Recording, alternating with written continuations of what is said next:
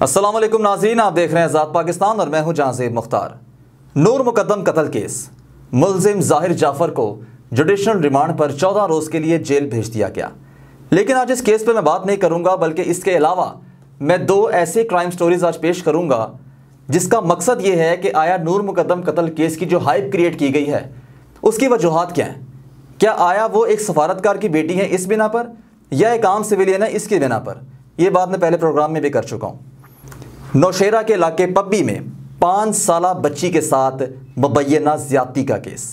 ये बात करते हुए मुझे शदीद अफसोस हो रहा है, लेकिन मेरी मजबूरी ये है कि मैंने आज इसको इसलिए हाईलाइट किया कि ताकि मैं आप लोगों को बता सकूं कि सफारतकार की बेटी के साथ साथ हमारी कई माएँ बहनें आज इस दुनिया में बल्कि पाकिस्तान में मौजूद हैं जिनको इंसाफ मिलना बहुत ज़रूरी है, लेकिन उस पर ध्यान नहीं दिया जा रहा।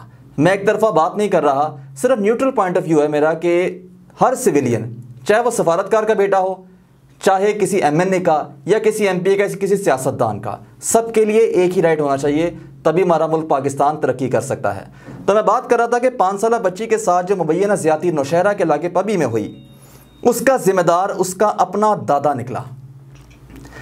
स्ट्रेंज थिंग कि हैरानी की बात है कि एक दादा जो कि अपनी पोती को अपनी बेटी से भी बढ़कर प्यार करता है, वो कैसे इस तरह की मोहलिक और ख़तरनाक तरीन हरकत कर सकता है। उसके हाथ नहीं कांपे या उसका दिल नहीं घबराया, उसका ज़मीर नहीं जागा ये सोचकर कि ये मेरी औलाद की औलाद है।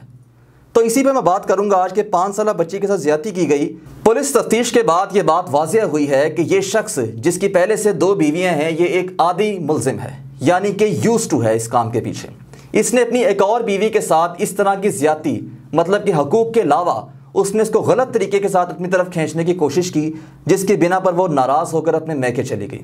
और अब पहली बीवी के बयान के मुताबिक उसने पुलिस को ये बताया कि ये शख्स पहले से हवस का शिकार है, इसलिए इसने अपनी दूसरी बीवी के साथ साथ इसने अपनी पोती को भी नहीं बख्शा। मेरा मुतालबा सिर्फ ये है कि आज इन वाक़यात को अगर फरामोश किया गया या इनको भुला दिया गया तो इसके हमारे मुल्क पाकिस्तान में इसके वो संगीन नताइज पैदा हो सकते हैं कि जिसका हम सोच भी नहीं सकते। कहने का मकसद ये है कि आज के दौर में जब टेक्नोलॉजी इतनी तरक्की कर चुकी है, साइंस तरक्की कर चुकी है, तालीम इतनी आम हो गई है, इसमें कोई शक नहीं कि हमारे मुल्क में आज भी तालीम का फुकदान है, लेकिन गवर्नमेंट इसको ख़त्म करने के लिए स्ट्रगल कर रही है। लेकिन उसके बावजूद आज जब लोग इतने बाशऊर हो गए हैं तो फिर ऐसे वाक़यात क्यों रोनुमा हो रहे हैं? इसकी क्या वजूहात हैं और इसकी रोकथाम क्यों नहीं हो रही? अगर आज से पहले दौर में आप जाकर देखें या कभी इसके बारे में सुना हो आपने अपने बड़ों से, अपने घर वालों से, तो उस वक्त तालीम इतनी आम नहीं थी, शऊर नहीं था आज के लोगों के कहने के मुताबिक। तो फिर उस वक्त तालीम नहीं थी, शऊर नहीं था, लेकिन तहजीब कायम थी।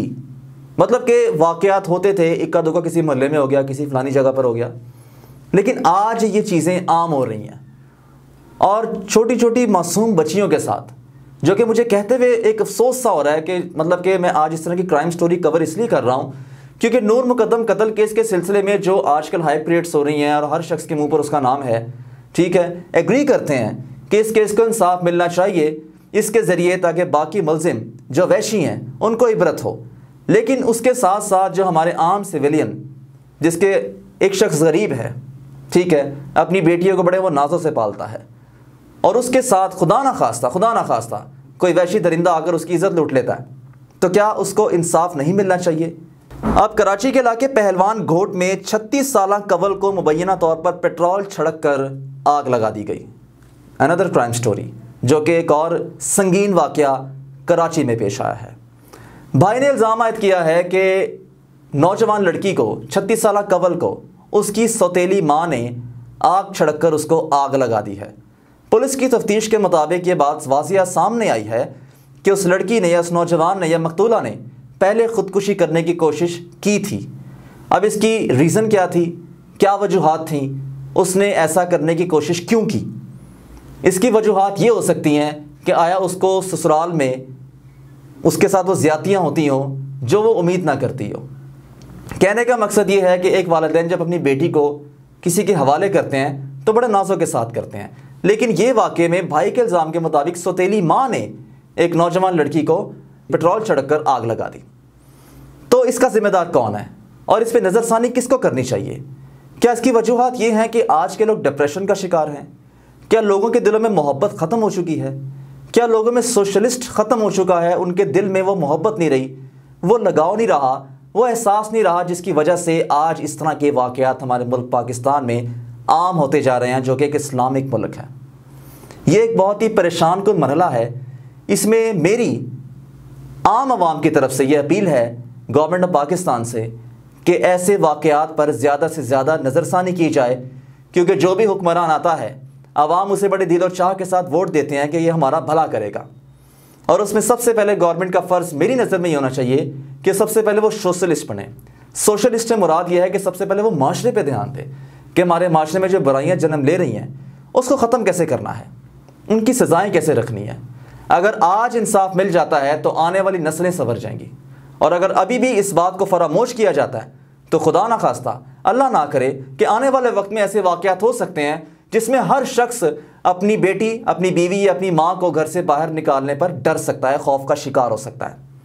जबकि हमारा मुल्क पाकिस्तान इसलिए नहीं बना था कि हमारी माएँ बहनें डर या खौफ का शिकार हो जाएं और उनके खामिद, उनके वालिद या उनके शौहर को खौफ पैदा हो जाए कि कहीं घर में हमारी औरतों के साथ कोई मसला ना हो जाए।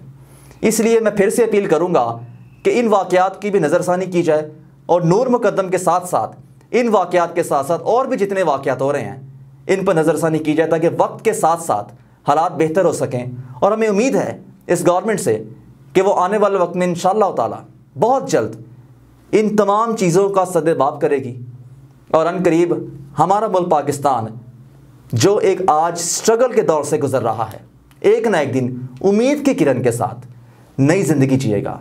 अपना और अपने दोस्तों का ख्याल रखिएगा। अगले प्रोग्राम में इंशाअल्लाह जल्द मुलाकात होगी। अल्लाह हाफ़िज़।